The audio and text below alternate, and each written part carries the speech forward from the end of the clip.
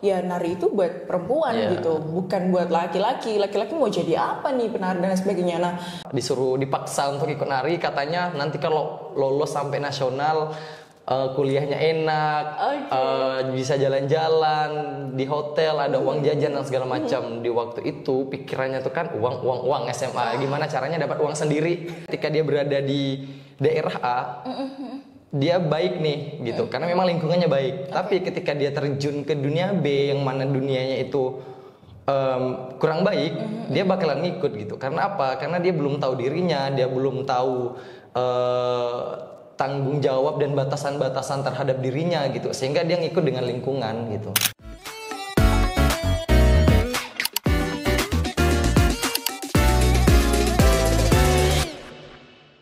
Bismillahirrahmanirrahim. Assalamualaikum warahmatullahi wabarakatuh. Kembali lagi bersama saya Mutiara Aprilia, dan di sini ada Bang Muhammad Fahrul. Masya Allah, tabarakallah. Mungkin ada yang udah tahu beliau siapa, yang bisa skenarin itu. Bang Fahrul, boleh kenalin dulu nggak dirinya gitu kan? Kalau saya ngenalin kan beda gitu kan. Kenalin sendiri aja mungkin ya.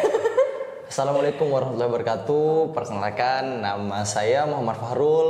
Kegiatan sehari-hari menari, sebagai pendidik juga di salah satu sekolah swasta di Pontianak. Content creator juga, alhamdulillah. Creator juga. Apa namanya bang? Mungkin taruh di sini habis itu. Namanya biar nanti teman-teman langsung follow aja gitu. Atau siapa tahu udah ada yang follow kan? Seharusnya. Wah, ini apa, tingkat kepercayaan dirinya memang beda ya kalau udah influencer ya. Oke, Bang Fahrul, gimana kabarnya hari ini? Alhamdulillah baik. Alhamdulillah baik. Hari ini kita syutingnya malam ya, Bang ya. Jadi semangat paginya masih ada nggak nih? Harus ada dong. Harus ada. Ya? Oke, di tengah kesibukannya sebagai seorang guru nih teman-teman ya. Jadi kita curi-curi waktu lah istilahnya Bang ya. Malam pun jadilah. Yang penting masih masuk nih obrolan kita kan hari ini. Oke, Bang Fahrul, ini kan seorang penari ya kan, seorang penari, kemudian ya seorang influencer tari juga gitu kan, ya tentunya ya melestarikan budaya. Karena di sini teman-teman kalau misalnya nanti coba cek Instagram ataupun TikToknya Bang Fahrul, ini memang kebanyakan isinya ya tentang tari tradisional. Bener. Dan kebanyakan ya tradisional ya Bang ya. Mungkin adalah sedikit-sedikit ya itu paling ikut tren dan lain sebagainya. Bener. Dan ini menarik sekali bagi kita nih buat obrol sama Bang Fahrul. Nah, tapi sebelum kita mulai tanya lebih detail, lebih dalam, mungkin boleh diceritain gak sih Bang, awal mula kenapa Bang nih tertarik untuk menari seperti itu? Oke, kalau ditanya awal mula tertarik untuk menari, jujur nggak ada ketertarikan untuk menari. Awalnya. Oke, ini asik nih. Kok bisa nggak punya ketertarikan tiba-tiba malah jadi influencer tari di sini? Jadi awalnya itu karena terpaksa. Oke. Jadi ceritanya di Mempawah waktu itu ada tari massal itu tahun 2015. 2015. Berarti Abang masih SMA kelas 1. Okay. Kelas 1 SMA. Jadi tahun 2015 itu ada tari massal dan ikut nih karena diiming-imingi katanya nggak ini juga ya, uangnya gede, katanya kan. Sekali itu ikut, padahal cuma megang umbul-umbul, lari gitu doang, nggak nari gitu. Jadi akhirnya udah event itu selesai, dan kebetulan ada kedekatan juga nih dengan guru seni budaya di SMA. Kedekatan memang, kalau misalnya kita kan waktu SMA kan pasti tuh ada guru yang gimana-mana kita yang disuruh ambilin buku, ngambilin ini itu ke kantornya gitu kan. Jadi kebetulan ada dekat banget sama guru SMA saya, Bu Endah. Halo Bu Endah, di SMA 1 Mempawah. Dan ada lomba FLS 2N SMA. FLS 2N SMA waktu itu tari berpasangan, dan saya dipaksa ikut. Karena kedekatan tadi itu ya. Kedekatan tadi. Padahal di situ posisinya saya belum bisa nari. Sama sekali ini belum. Kelas 1 SMA ya? Ini udah naik kelas 2. Oh, udah naik kelas 2. Udah naik kelas 2 SMA semester awal. Itu udah masuk disuruh dipaksa untuk ikut nari, katanya nanti kalau lolos sampai nasional kuliahnya enak, bisa jalan-jalan di hotel, ada uang jajan dan segala macam. Di waktu itu pikirannya tuh kan uang SMA, gimana caranya dapat uang sendiri gitu. Jadi ikut, alhamdulillah seleksi kabupaten lolos, provinsi, dan lolos ke nasional waktu itu. Dengan basic nggak bisa nari pada saat Iya, itu? pada saat itu nggak bisa nari, tapi belajarnya otodidak selama 2 bulan menuju seleksi ke kabupaten itu benar-benar otodidak. Latihannya setiap hari, bulan puasa pun tetap latihan, lutut pun hancur, kaki pun hancur, berdarah-darah. Serius ini memang benar-benar berdarah gitu. Jadi tanpa ada ikut sanggar, jadi memang otodidak dan dipush sama guru, dikasih kayak ini seharusnya gerakanmu gini. Okay. Jadi setiap hari itu kerjaannya ngaca aja di depan lemari, gini bener nggak ya, ngafalin gerak dan segala macam. Alhamdulillah tembus ke nasional gitu, mewakili Kalimantan Barat di 2016. Nah di situ baru mulai tertarik ke dunia tari. Tunggu, berarti ini benar-benar otodidak? Bukan ikut sanggar. Saya pikir ini pasti anak sanggar sih. Karena jujur sebenarnya saya pernah juga cerita sama teman-teman saya memang penari banget, dan kata dia belajar basic tari itu sulit, kata dia bilang. Sulit. Karena dia tuh mirip-mirip pilates kan. Iya. Kayak harus ada gerakan yang harus tahan lama, kayak gitu. Dan itu sulit banget, dan otodidak. Wow. Dan itu hanya prosesnya itu cuma 2 bulan untuk menuju seleksi ke provinsi. Tapi sorry, mungkin genetik kali ini. Siapa tuh ada keluarga yang tidak ada. Jadi keluarga memang cuma saya satu-satunya yang terjun ke dunia seni-senian. Selebihnya ya pekerja biasa. Wow. Berarti nggak ada keluarga sama sekali ya? Nggak ada. Tapi mungkin karena sebelumnya itu saya kan anak karate, anak pramuka, disiplin gerak, disiplin dengan tubuh itu udah terbiasa. Jadi ketika masuk ke tari kan sama-sama gerak tuh. Jadi mungkin gampang gitu. Oke, tapi laki-laki loh dan gerakannya nggak kaku. Mungkin kok teman-teman cek Instagram atau TikToknya ini sosial medianya benar-benar nggak kaku sama sekali ya. Dalam 2 bulan bisa tembus ke nasional. Dari situ baru muncul nih ketertarikan dunia tari. Balik dari nasional itu tuh dapat beasiswa dari Menteri Pendidikan dan Kebudayaan. Beasiswa kayak uang jajan lah biasa. Terus sertifikatnya itu ya maksudnya tuh sertifikat skala nasional gitu. Jadi setelah balik dari itu banyak job-job kayak yaudah kayaknya memang passionku di tari gitu. Dan sempat dilema juga karena pas masuk kuliah karena aku juga tuh diterima di pendidikan fisika di UNY dan pendidikan seni tari di UNY juga dan seni tari di ISI Yogyakarta. Gitu. Tapi karena nggak boleh keluar ke kuliah keluar kota, keluar pulau sama orang tua akhirnya ambil di Pontianak aja gitu. Padahal itu udah masuk ke jalur prestasi tanpa seleksi gitu. Tapi akhirnya masuk di universitas di Pontianak. Di Pontianak. Itu seleksi lagi atau gimana? Atau seleksi. Justru seleksi ya? Justru seleksi gitu. Karena di Pontianak di Untan tuh nggak ada jalur prestasi yang non akademik. Kebetulan waktu itu di UNY dan ISI Jogja ada jalur prestasi gitu. Coba nih nge-apply, akhirnya dan lolos gitu. Tapi sayangnya nggak diambil karena nggak dibolehin orang tua. Iya, padahal kalau dipikir ya pasti akan punya perbedaan ya antara Jogja yang memang jelas itu kota pendidikan, ekosistemnya seni justru di situ banyaknya dibanding Pontianak yang memang tidak sebanyak di Jogja karena perbedaan kuantitas itu tadi. Wah. Tapi ya Birrul Walidain ini kayaknya tinggi nih jadi lebih mendekatkan kalau udah orang tua nggak ridho udah nih gitu. Jadi lebih baik di Pontianak. Keren juga. Berarti sempet ini ya, maksudnya di masa remaja tapi di masa remaja itu udah bisa nentuin passionnya di mana, jati dirinya di mana, itu keren banget sih dengan segala lika-likunya ya Bang. Kebetulan memang orang tua tuh nggak nuntut yang gimana-gimana gitu. Jadi yang penting kuliah bener, udah itu aja gitu. Ya udah akhirnya aku ikuti kata hati, aku mau masuk di seni. Walaupun pada saat masuk seni di lingkunganku tuh kayak mau ngapain laki-laki kok masuk ke seni? Ngapain laki-laki mau jadi apa? Tapi kan bidang apapun tuh nggak ada yang jelek selagi kita menekuni, kita bakalan jadi sesuatu di situ gitu. Iya betul banget sih. Tapi kenapa nih fokusnya malah ke tradisional? Karena tradisi itu banyak, tradisi itu menurutku itu sulit, banyak dan indah gitu. Jadi masih perlu nih untuk aku belajar lebih tentang tradisi gitu. Kayak Kalimantan sendiri masih banyak yang belum aku pelajari gitu. Gimana aku mau ke modern sedangkan tradisi aja belum tuntas gitu.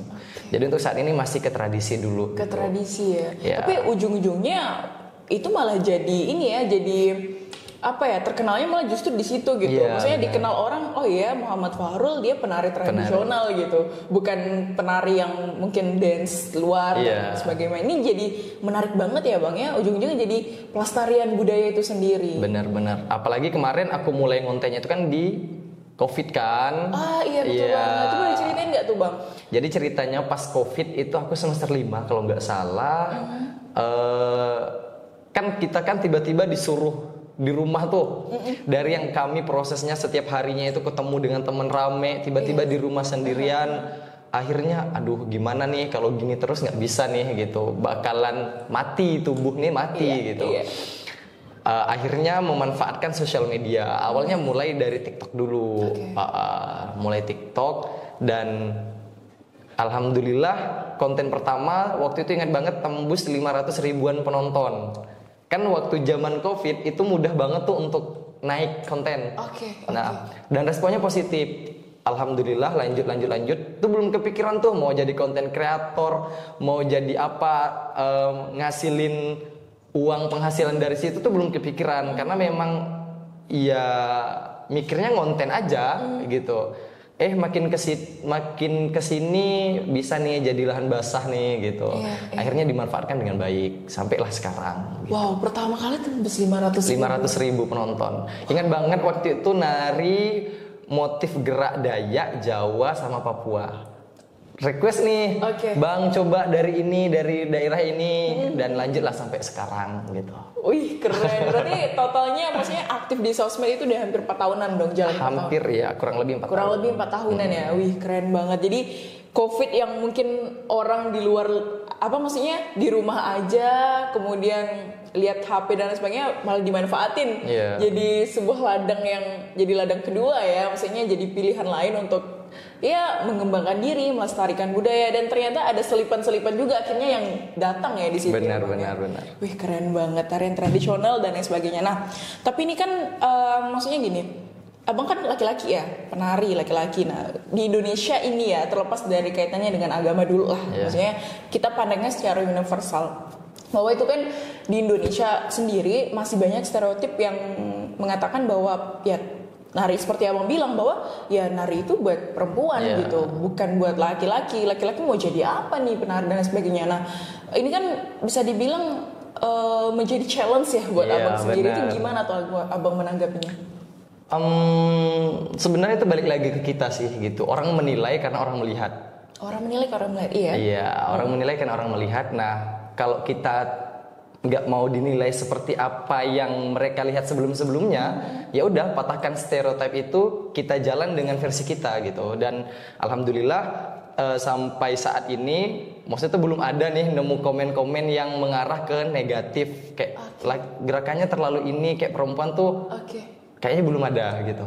Jadi malah kayak sering gerakannya tetap laki-laki bla bla bla dan segala macam gitu. Dan ya itu tadi balik lagi ke kita, ke diri kita mau meneruskan stereotip yang orang bangun karena mereka lihat di orang sebelumnya atau kita mematahkan stereotip itu. Wah keren banget. Ini benar, ini pengalaman pribadi. Maksudnya saya ngelihat konten-konten Bang Fahrul ya, karena mungkin jarang lah kalau ngeliat Bang Fahrul secara real gitu. Jadi lihatnya cuma di konten-konten doang nih gitu di beberapa sosmednya. Itu kan sering FYP juga, alhamdulillahnya gitu. Dan saya pribadi menanggapinya bahwa ini kok tetap maskulin nih, maksudnya tetap pada fitrahnya dan lain sebagainya, dan itu keren banget. Ini mohon maaf banget ya, maksudnya kalau kita lihat di yang lain mungkin ada beberapa oknum ya, kita sebut oknum yang dance ataupun tari tradisional tapi ujung-ujungnya dia tuh gerakannya over gemulai dan lain sebagainya. Nah itu gimana bang? Apakah memang ada orang-orangnya yang memang dia over gemulai dan ujung-ujungnya malah jatuh, you know what jatuh Iya, ya, iya. jatuh kemudian memang ya sebenarnya laki-laki itu ya maskulin, dia bisa menari tapi tetap mempertahankan fitrahnya, tetap mempertahankan maskulinitasnya seperti itu. Sebenarnya itu balik lagi ke ini sih, karena kan kita ada namanya ketubuhan. Nah kalau ketubuhan penari itu gimana cara dia membawa dirinya gitu. Sebenarnya ada porsinya gerakan laki-laki dan perempuan gitu. Nah mungkin yang kakak bilang tadi, dia itu udah bukan lupa sih, mungkin juga latah juga, atau karena udah nyaman di zona itu dengan bentuk-bentuk yang sudah lepas dari pakem laki-laki gitu. Karena laki-laki itu punya rasa, punya bentuk sendiri dan beda dengan perempuan gitu kak. Nah dan kebanyakan penari laki-laki lepas gitu, gitu. Pun saya pribadi kalau misalnya disuruh gerak perempuan bisa, iya bisa. Tapi gimana kita memporsikan dan memposisikan kapan kita harus menempatkan gerakan ini dan kapan kita harus ngelepas ini dulu gitu. Nah gitu. Semisal contoh peran kita di situ sebagai misalnya di atas panggung nih. Kan banyak nih laki-laki yang biasanya berperan sebagai perempuan karena memang tubuh laki-laki yang diperlukan, tapi secara gerak yang dikeluarkan itu perempuan gitu. Tapi secara tekstur yang diperlukan itu tekstur laki-laki. Nah kan sering tuh garapan seperti itu. Kan powernya, ketajaman laki-laki dan perempuan itu kan pasti beda. Betul banget. Nah itu di atas panggung itu sering terjadi gitu. Nah tapi ketika kita balik di luar zona itu, ya udah baliklah ke fitrahnya, gerak laki-laki ya laki-laki, perempuan ya perempuan gitu. Nah masalahnya ini kebanyakan mereka jadi terbawa arus nih, seperti lagi-lagi viral sekarang kan. Iya, terbawa arus yang awalnya mungkin suka sama tradisional, suka ingin warisan maksudnya ingin membantu ikut andil untuk pelestarian budaya, pelestarian budaya dan lain sebagainya. Tapi ujung-ujungnya malah merusak. Mohon maaf, ini jadi merusak jadinya bang, merusak jati diri sendiri, merusak jati dirinya sebagai seorang laki-laki yang harusnya fitrahnya ya kamu laki-laki gitu ya, sebagaimana harusnya fitrahnya laki-laki gitu kan. Dan itu menjadi pertanyaan besar, dan bahkan karena kita mudah ya akses sosial media sekarang, banyak juga mereka yang menunjukkan jati dirinya seperti itu. Maka dari itu kita pengguna sosial itu harus pintar nih, harus memfilter gimana kita memposisikan diri ketika kita memang di atas panggung yang berperan atau kita di sosial media, karena kita tidak bisa membatasi siapa yang nonton sosial media kita gitu. Mungkin kalau di atas panggung penontonnya itu para seniman-seniman, pelaku seni, mereka bisa memahami itu. Tapi kalau di sosial media nggak bisa kita tuh memfilter gitu. Iya betul banget sih. Jadi balik lagi ke kepintaran kita dalam memainkan sosial media. Ya memainkan sosial media, dan pastinya ya penari ya penari. Yang penting tetap sejalan dengan fitrahnya itu tadi ya sebagai laki-laki, benar. Nah Bang Farul, kalau tadi kan mungkin ada tanya tentang stereotip dan stigma masyarakat terkait penari laki-laki, dan mungkin udah kita bahas tadi kan. Nah sebenarnya kalau boleh nanya secara pribadi nih, kira-kira ada nggak sih tantangan yang benar-benar luar biasa banget nih yang abang hadapi selama menjadi penari, selama terutama ini juga guru kesenian ya kan, influencer tari dengan background seperti ini, kira-kira ada nggak sih tantangan yang abang hadapi selama ini? Kalau tantangan yang yang berat banget sih belum ada sih kak. Lebih ke ya itu tadi, karena stereotip yang dibangun masyarakat itu kan udah kuat banget tuh. Nah, gimana kita mematahkan itu aja yang lebih yang agak sulit gitu, yang agak menantang kita gitu. Karena kan karena udah terbangun, sedangkan kita nih masih kayak merangkak ibaratnya gitu kan, masih jalan ya harus ekstra gitu. Iya betul banget. Nah tapi sejauh abang menari tradisional nih, apa sih yang paling abang sukain? Tarian dari daerah mana? Atau sebenarnya ya sama aja sih sebenarnya, tapi ada nggak sih yang paling favorit menurut abang? Yang paling favorit itu tari Melayu sih, karena memang basic saya berangkat dari tari Melayu. kayaknya tuh kalau disuruh nari Melayu tuh aku banget gitu. Cuma memang setiap daerah itu kan punya teknik gerak masing-masing. Iya, betul banget. Kayak Bali dan Jawa itu kan kayaknya dari ujung rambut sampai ujung kaki tuh nari semua tuh. Nah, dan itu punya teknik masing-masing, cara kunci badannya beda, cara mengatur nafasnya beda. Nah, itu juga yang perlu proses panjang untuk mempelajari hal-hal itu. Wow. Gitu. Tapi gimana tuh abang belajarnya? Apakah itu lewat perkuliahan? Karena sebelumnya juga udah ini ya, sekolah kuliahnya juga kesenian, atau secara otodidak atau experiencing ya? Atau gimana nih? Boleh Untuk ceritain, basic itu dari kuliah sih Kak. Maksudnya kalau di kuliah itu kan kami belajar tari Nusantara, ada Bali, Jawa, Sumatera dan segala macam gitu. Tapi kan yang namanya perkuliahan kita ketemu seminggu sekali, itu pun nanti tiba-tiba udah UAS aja gitu kan. Nah, selebihnya kan tinggal kita nih sebagai penari, sebagai anak muda lah gimana mau mengeksplor diri gitu. Nah, cara saya kalau saya lagi keluar, yang saya cari itu bukan kulinernya, yang saya cari itu bukan pantainya atau tempat liburannya, tapi sanggar mana sih yang mau nerima saya untuk belajar tari di daerah itu gitu. Jadi kalau jalan kemana-mana tuh selalu kayak ngontek kawan. Di mana aku misalnya di Jogja, ada sanggar nggak? Maksudnya tuh di sanggarmu bisa nggak aku belajar ini gitu. wow, jadi traveling bukan sekedar traveling nih. Iya. Berarti bener. suka travel juga nih. Suka, alhamdulillah. Wow. Jadi jalan bukan sekedar jalan tapi juga sambil belajar. Wow. Jadi keren pasti banget. menyempatkan waktu sehari atau 2 hari untuk latihan dulu gitu. Wow. Jadi kayak studi tour dong. Iya, karena beda kan, maksudnya kita belajar tarian Jawa di sini dengan belajar tari Jawa di Jawa langsung. Iya. Secara pakem, rasa itu pasti beda. Iya gitu. betul banget sih. Ada hal yang memang harus dipertahankan dan ada pakem-pakem yang memang ya udah itu udah pakemnya Iya. gitu kan. Nggak bisa kita mau improvisasi pun juga ada beberapa hal batasan-batasan. Benar. Kan. Iya betul banget.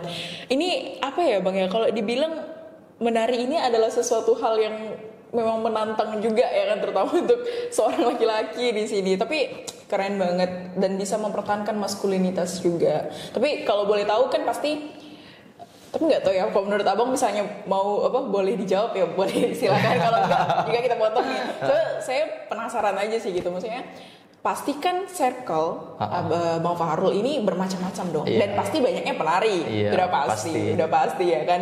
Nah, dari circle Bang Fahrul ini itu kan pasti tuh tak jarang abang temuin, mungkin mohon maaf ya, kenalan atau relasi yang mungkin seperti mereka yang tadi kita sebutin. Iya.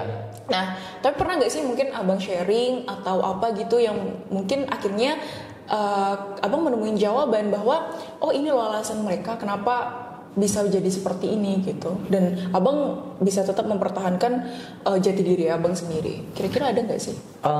Jujur, ya pasti ada. Kalau yang seperti itu pasti ada. Cuma kami tuh lebih ke yang, karena kan aku mikirnya tuh kita udah dewasa, kita udah mikir sendiri. Ya udah, kalau misalnya memang itu pilihan dia, ya udah gitu, gitu.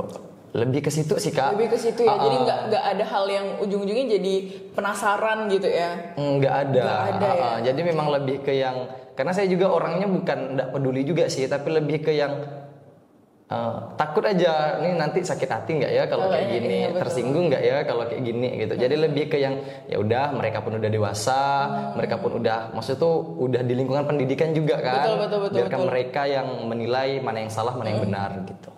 Oke. Nah, tentunya kan kalau kita masih ngebahas tentang identitas nih ya Bang ya, maksudnya pelestarian budaya dan lain sebagainya ini kan menurut perspektif Islam itu bahkan bisa dibilang oke gitu. Karena bisa dibilang ya ini untuk melanjutkan ke generasi-generasi berikutnya, kita tetap melestarikan budaya dan lain sebagainya. Dengan abang menjadi penari, tentu ini menjadi salah satu pelestarian budaya juga. Nah, tapi mungkin boleh nggak sih Bang kayak ngasih tips buat teman-teman kita yang mungkin laki-laki juga yang pengen jadi penari juga, tips dari abang supaya bisa tetap kekeh sama identitas diri gitu. Maksudnya bukan kekeh sih, maksudnya tetap fokus sama identitas diri kita bahwa ya udah fitrah kita sebagai laki-laki ya udah laki-laki gitu. Lebih ke ini aja sih, maksudnya tuh ke kenali diri aja dulu gitu. Maksudnya kenali diri dulu. Ya udah, kamu nih sebagai laki-laki, tugas dan tanggung jawabmu sebagai laki-laki itu seperti apa? Ya udah, itu aja yang dijalani gitu.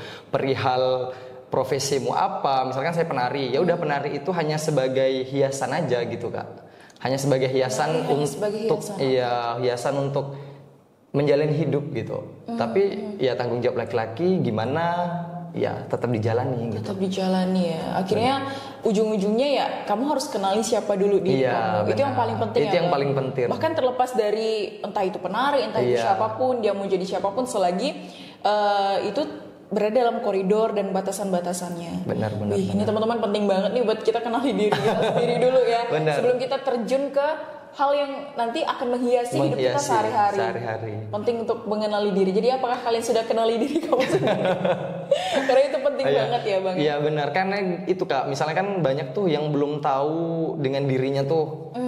Nih misalnya ketika dia berada di daerah A, dia baik nih gitu, karena memang lingkungannya baik. Tapi ketika dia terjun ke dunia B yang mana dunianya itu kurang baik, dia bakalan ngikut gitu. Karena apa? Karena dia belum tahu dirinya, dia belum tahu tanggung jawab dan batasan-batasan terhadap dirinya gitu, sehingga dia ngikut dengan lingkungan gitu. Oke, I see. Jadi pentingnya untuk kenal dulu pada diri sendiri gitu. Jadi kalau udah kenal sama dirinya, lingkungan itu pasti akan berpengaruh, tapi tidak besar pengaruhnya. Mungkin bisa dibilang kayak gitu ya Bang ya. Itu maksud tuh hal contoh aja misalnya kan saya tuh banyak Kak teman yang mabuk banyak, teman yang merokok banyak gitu. Bahkan mereka merokok, mabuk itu depan saya gitu. Tapi saya enggak pernah menyentuh yang namanya alkohol, rokok gitu tuh, karena ya udah tahu gitu. Karena saya tuh memang enggak mau aja gitu. Biarkan mereka aja, saya hanya menikmati gimana mereka merokok gitu. Karena ya maksudnya ya itu karena kita udah kenal sama dia. Iya benar. Seperti apa aku, mau jadi apa aku ke depannya, goalsnya ke depannya kita udah tahu ya Bang ya. Banget. Itu yang ngebikin mohon maaf ya kalau misalnya ada hal keburukan pun kita punya barrier nih, punya penghalang ya. Benar. Justru maksudnya dari situ. Tapi tentunya nih untuk hal-hal terlepas dari hal yang disebutkan tadi lah, maksudnya kita pasti bisa aja melakukan hal-hal perbuatan yang ya mungkin seperti itu atau lain sebagainya, tapi tentunya motivasi yang bikin kita untuk terhalang dari itu tentunya pengenalan kepada diri sendiri dan juga bagaimana mengenal kita, bagaimana keimanan kita juga nggak sih? Maksudnya kayak mungkin motivasi kita ya karena takut akan Allah dan lain sebagainya, ya kan? Jadi kalau menurut Abang sendiri sepenting apa sih kita selain daripada salah satu cara untuk mengenali diri sendiri, Abang setuju nggak sih kalau salah satu cara mengenali diri sendiri adalah dengan kita kenal dulu siapa Tuhan kita? Benar. Abang sepakat nggak sama itu? Sepakat banget. Sepakat ya. Oke, udah setuju nih. Nah, jadi menurut Abang sepenting apa sih kita untuk mempelajari lebih dalam juga tentang agama tentunya. Terutama kita Muslim ya, jadi kita ngomongin di ranah Muslim aja. Sepenting apa sih kita untuk mengenal lebih awal siapa kita, siapa Tuhan kita, dan bagaimana kehidupan Islami secara Islam itu ya menghiasi diri kita gitu. Oke. Ini sedikit cerita Kak. Jadi sebelum masuk ke dunia seni-senian gitu, saya juga dulu sekolah madrasah dan dari pendidikan itulah saya tahu semenjak menjadi dewasa ini tahu batasan-batasan. Maka dari itu pentingnya pendidikan agama sedari kecil. Dan itu sangat saya pegang teguh bahwasanya memang ya pendidikan agama itu penting agar kita ketika dewasa kita tahu tanggung jawab kita apa, batasan-batasannya itu seperti apa gitu. Karena orang yang punya agama aja masih bingung kadang arahnya kemana, apalagi kita yang nggak tahu agama gitu. Iya betul banget ya. Kalau kita udah kalau kita punya agama itu Muslim ya, kita bahas sebagai seorang orang Islam gitu. Maksudnya kita hidup di dunia ini kan ada tujuan ya. Benar. Benar kan. Bahkan Allah sebutkan di Quran bahwa kita hidup ya sebagai khalifah di bumi ya kan, khalifah di bumi. Berarti kita sebagai Islam punya tujuan. Kebanyakan orang yang bahkan dia udah kenal agamanya pun masih nggak tahu tujuan hidupnya. Iya benar, apalagi kalau nggak tahu sekali ya. Nggak tahu sama sekali. Iya gitu. Betul. Jadi pentingnya untuk mengenal diri sendiri. Salah satu hal yang bisa kita ikhtiarkan untuk mengenal diri sendiri adalah juga kenal juga nih sama agama yang kita pegang. Benar. Yaitu untuk menguatkan kita dan lain sebagainya. Benar. Nah, yang saya bilang tadi, karena saya penari kan. Nah, hal-hal yang misalnya pekerjaan yang seperti itu atau profesi seperti itu menjadi pengiring kita gitu, pengiring kita agar apa yang kita lakukan untuk tujuan agama itu tuh dibantu oleh hiasan-hiasan ini gitu. Contohnya saya kan penari menari itu kan bikin sehat, tubuh jadi bugar, Iya, betul, segar. Bang. Nah, begitu juga ketika menjalani ibadah kan jadi enak tuh gitu. Betul banget, iya, masuk, iya. Jadi bisa dibilang penari pun juga malah jadi ikhtiar kita untuk Iya, menjaga diri, untuk menjaga agar diri. ibadah pun jauh lebih maksimal ya. Maksimal gitu. Wah, oke banget sih, betul. Karena kalau misalnya kita gerakan dan lain sebagainya itu tentu untuk menyehatkan ya. Menyehatkan, Bang, ya. benar, Ujung-ujungnya malah jadi olahraga. Jadi ikhtiar kita untuk tetap aktif, bergerak seperti itu. Iya. Karena kan kebanyakan ya mohon maaf ya, terkadang segala penyakit itu datang karena kita malas gerak nih, Bang. Benar banget. Karena kita malas gerak. Kalau udah malas gerak itu kadang penyakit mulai datang. mulai Ya datang. awalnya nggak suka pusing, tiba-tiba suka pusing. Yang awalnya kemudian apa ya, bisa dibilang kebel lah, mau makan apa kadang sehat-sehat Sehat aja gitu, aja. karena rajin gerak itu tadi bisa Benar jadi. banget. Sekalinya udah mulai malas gerak dan lain sebagainya ya jatuh tuh udah hal-hal yang nggak kita inginkan juga ujung-ujungnya. Wah, ini keren banget sih. Maksudnya saya ujung-ujungnya jadi dapat pemahaman nih, ternyata gerakan itu tadi ya malah menjadi ini ya, jadi penguat kita untuk melakukan ibadah supaya lebih maksimal. Karena betul banget sih, kalau laki-laki ya wajib ke masjid nih, kayak gitu contohnya. Kalau badan kita kurang sehat, kurang fit kan Gimana mau ke masjid? betul banget.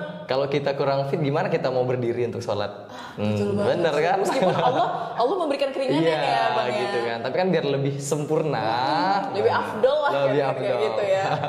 Keren banget. Bahkan ada riwayat, pernah dengar nggak sih Bang, kalau Nabi Muhammad juga pernah diriwayatkan bahwa beliau memiliki proporsi badan yang Badan ideal. perut yang six pack. Perut yang six pack. Bahkan sempat dikatakan, mungkin apa pernah dengar kali ya? Pernah dengar. Iya kan, maksudnya ya bahkan olahraga pun dianjurkan dalam Islam. Dianjurkan. Hidup yang sehat dianjurkan. Wah, ini jadi menarik banget sih ya. Saya jadi dapat insight baru gitu ya, ngobrol bareng Bang Fahrul nih kayak gitu. Nah, tapi boleh nggak sih nanya hal pribadi ini biar lebih seru, mungkin teman-teman yang pengen lebih kenal Bang Fahrul? Boleh. Boleh ya. Oke. Ini kan kebetulan Bang Fahrul belum nikah nih. Nah, kira-kira dari Bang Fahrul sendiri ada nggak sih kayak tipe untuk calon istrinya nanti, apakah harus sesama penari juga atau gimana nih? Kalau untuk tipe sih nggak yang gimana-gimana juga sih Kak. Yang pertama tuh ngerti aja sih dengan keadaanku sebagai penari, kesibukan, lebih ke itu aja sih, dan bisa mensupport satu sama lain gitu. Berarti nggak mesti harus penari, mungkin bisa bikin konten bareng gitu ya? Iya, boleh. Oh, boleh juga gitu, atau harus apa? Nggak perlu juga? Nggak perlu juga sih. Yang perlu penting juga ya. bisa paham kalau misalnya aku lagi keluar terus sibuk latihan dan segala macam gitu. Itu aja sih. Tapi akhir-akhirnya udah mulai ini nggak sih kepikiran berapa tahun ke depan mungkin udah boleh nih minang seseorang misalnya kayak gitu? Ya beberapa bulan nih, karena kan udah banyak nih teman yang udah pada nikah dan segala macam, ada yang punya anak juga. Kepikiran, cuma dilema juga, mau lanjut juga, pendidikan apa, Wah. lanjut kerja apa, lanjut ke pelaminan gitu. Wah, iya nih, kalau udah usia 20 tahun ke atas nih memang Benar. dilemanya di situ ya. Benar. Karir dulu kah atau education dulu kah? Orang tua dulu. Orang tua dulu kah atau pasangan dulu nih, ya kan? Benar. Betul banget. Jadi ya abis ini soal istiqoroh mungkin abis ini. Oke, nih Bang Fahrul, kira-kira ada nggak sih dari Bang Fahrul sendiri mungkin nge-spare waktu untuk, ya kebetulan kita di Qura'a kan, nge-spare waktu untuk belajar Quran. Untuk spare waktu belajar Quran itu biasanya tuh Kak sehabis sholat maghrib. Kalau untuk belajar, kata belajar itu kan kita nggak ada berhentinya kan. Iya, betul Jujur kalau aku sendiri itu dari umur 5 tahun itu udah ngaji di pesantren gitu. Sama ada memang tempat ngaji yang itu aku intens banget tuh setiap malam itu sampai kelas 2 SMA. Wow. Gitu. Jadi kalau alhamdulillah kalau Al-Quran itu udah hatam beberapa kali. Hatam beberapa kali ya. Kalau hafalannya gimana nih Hafalannya Juz 30 aman lah ya. Belum sih. Belum ya? Karena dulu tuh memang nggak ada tuntutan harus hafal gitu. Karena kan kalau seperti itu kan harus di-push dan harus ada tuntutan kalau kita kecil kan. Gitu. Betul. Belum ada tuh timbul rasa untuk memang pengen hafal tuh belum kalau di waktu kecil gitu. Karena kan biasanya tuh kan ngaji juga biasanya karena dipaksa. Iya, betul. Tapi dipaksa tapi tetap dijalani gitu. Dan efeknya sekarang gitu di saat maksudnya tuh menggeluti dunia seni-senian. Alhamdulillah karena udah belajar Quran dan agama dari dulu. Jadi tuh ya itu tadi tahu batasan-batasan dan tahu tentang kewajiban dan segala macam begitu. Nah, itu penting banget ya Bang. Penting ya? banget. Mau apapun kita ke depannya profesi yang kita jalani, maka penting banget dari awal pengenalan tauhid, akidah, sehingga itu yang jadi apa ya, benteng kita. Iya, benar. Menjadi benteng kita. Dan hal itu akan membawa kita ke kehidupan sehari-hari, gimana kita memperlakukan orang, gimana kita berperilaku dengan orang, menghadapi orang. Kita bakalan ngelihat orang yang memang tahu agama dan yang enggak itu bisa dilihat dari situ. Oke. Iya. Wow. Setuju nggak nih? Setuju dong. Setuju, kayak ini saya setuju dong. Ya, yang ini saya setuju. Oke. Jadi memang penting banget ya untuk penanaman tadi itu ya, Bang. Sedari dini bahkan. Mungkin orang tua yang lagi nonton ini mungkin anaknya udah ada ketertarikan untuk dunia tari sebagai laki-laki ya, it's okay aja gitu ya Bang ya. Selagi ya paling penting penanaman itu tadi. Benar. Harus supaya di kehidupan sehari-harinya itu bisa apa ya, benar-benar jadi habit, benar. Sehingga dia juga tahu jati diri, karena di dunia zaman sekarang ya Bang ya, maksudnya sangat memperhatikan sekali lah ketika orang tidak mengenal dirinya sendiri, sehingga dia sulit bahkan untuk menentukan tujuan ke depannya. Akhirnya ketika ketemu sama orang yang ternyata mohon maaf belum bisa membawa dia ke hal kebaikan, dia malah ngikutin arus hal kebaikan, hal yang tidak kebaikan itu tadi, dan itu sangat disayangkan. Makanya menurut saya juga pribadi, privilege kita memiliki orang tua yang dikelilingi orang tua yang benar-benar disiplin akan waktu, entah itu sholat, belajar kita, itu sebuah privilege yang luar biasa ya. Benar banget. Yang bahkan nggak semua orang bisa mendapatkan itu. Betul banget. Dan ini menjadi ketertarikan kita juga tentunya untuk tetap terus belajar Quran juga. Bahkan saya sekarang tuh kayak merasa bersyukur hidup di lingkungan kampung yang benar-benar spiritualnya itu lumayan kuat gitu.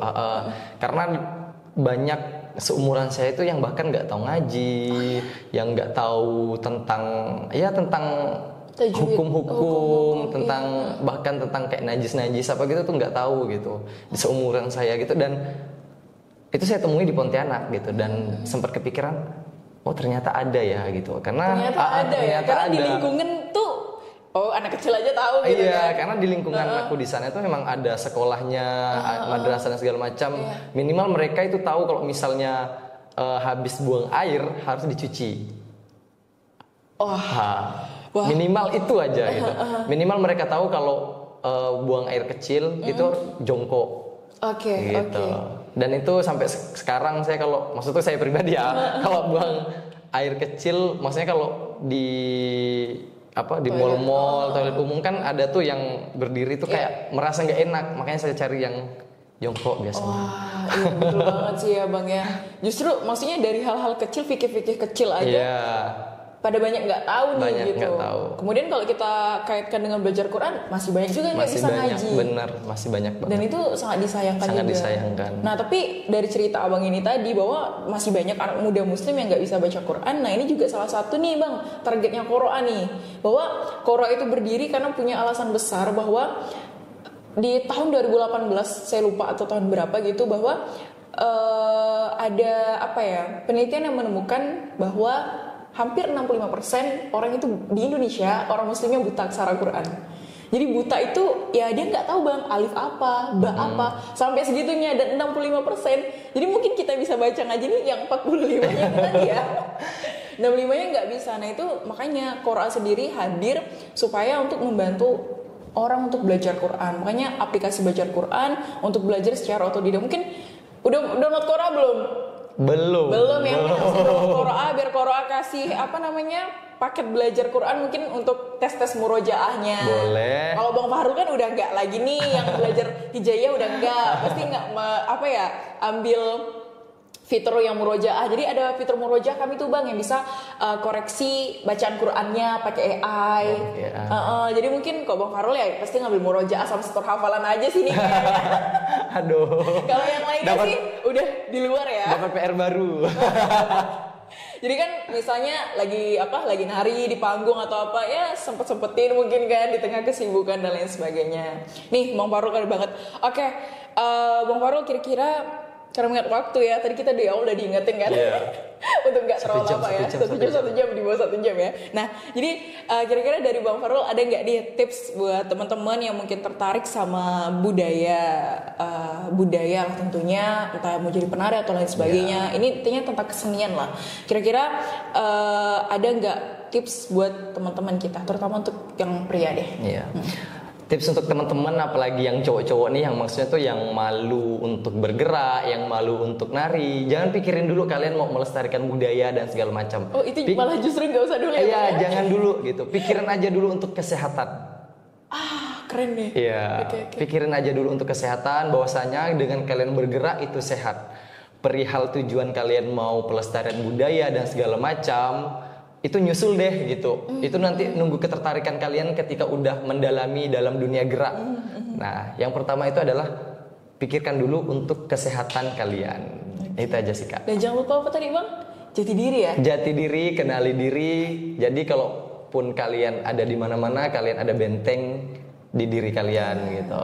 Dan supaya kalau mungkin nanti salah satunya pengen jadi penari biar tetap laki. Iya. So laki, tak sekali. Bahkan maksudnya udah dinilai sama netizen juga ya Bang ya, maksudnya tarian itu kita bisa lihat juga mana orang yang memang benar bisa mempertahankan maskulinitasnya sama yang enggak mungkin kayak gitu. Oke, nih Bang, satu lagi nih. Kalau Abang bisa ngajarin satu nilai penting dari menari tradisional ke generasi sekarang, apa yang paling Abang pengen mereka ambil?